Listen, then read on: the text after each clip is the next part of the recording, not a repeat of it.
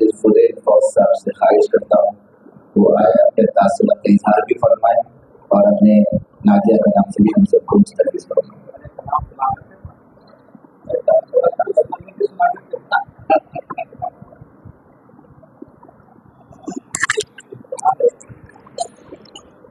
السلام علیکم ورحمۃ اللہ وبرکاتہ.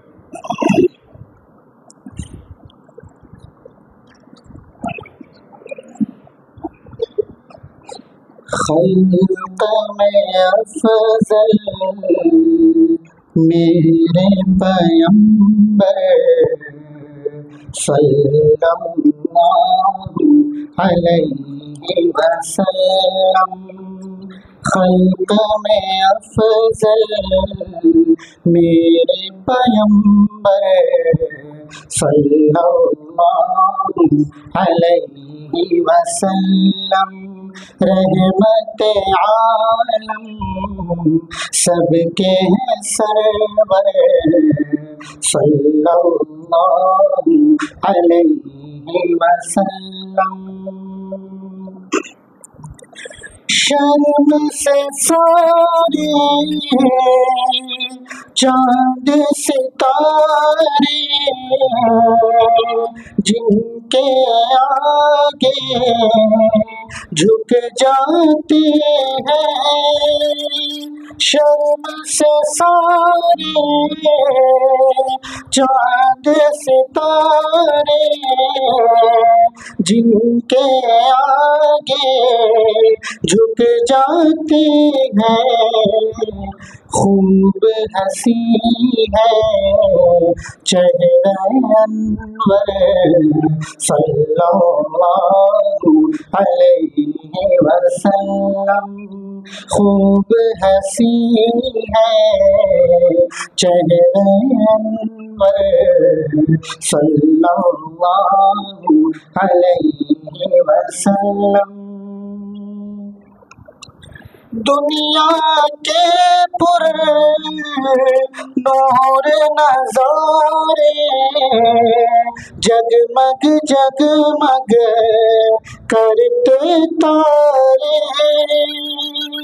دنیا کے پر نور نظارے جگمگ جگمگ کرتے تارے جن کی بدولت ہے یہ منور صلی اللہ علیہ وسلم.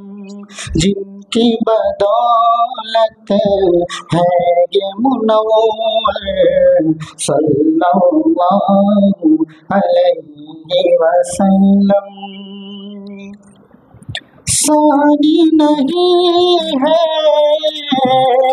کوئی بھی ان کا ہوگا نہ کوئی تا قیامت. ثانی نہیں ہے کوئی بھی ان کا ہوگا نہ کوئی تا قیامت. میرے نبی ہے قیمتی جوہر صلی اللہ علیہ وسلم. میرے نبی ہے قیمتی جوہر صلی اللہ علیہ وسلم. دنیا کے سب تخت نشین بھی ہیچ ہے بے شک ان کے آگے. سب سے ہے اعلیٰ سب سے ہے برتر صلی اللہ علیہ وسلم. سب سے ہے اعلیٰ سب سے ہے برتر صلی اللہ علیہ وسلم.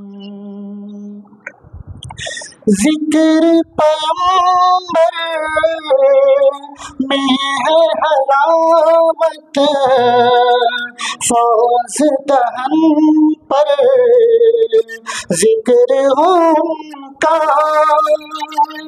ذکر پیغمبر میں ہے حلاوت، فوز زبان پر ذکر ان کا، ذکر نبی ہو سب کے ہی لب پر، صلی اللہ علیہ وسلم، ذکر نبی ہو سب کے ہی گھر گھر، صلی اللہ علیہ وسلم۔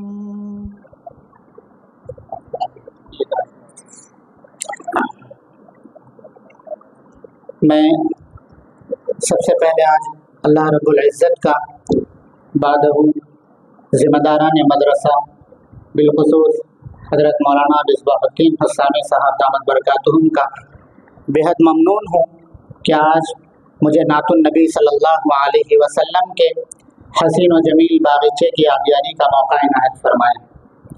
الحمدللہ سبھی طلباء نے آج بہترین انداز میں نعت خوانی کی ہے۔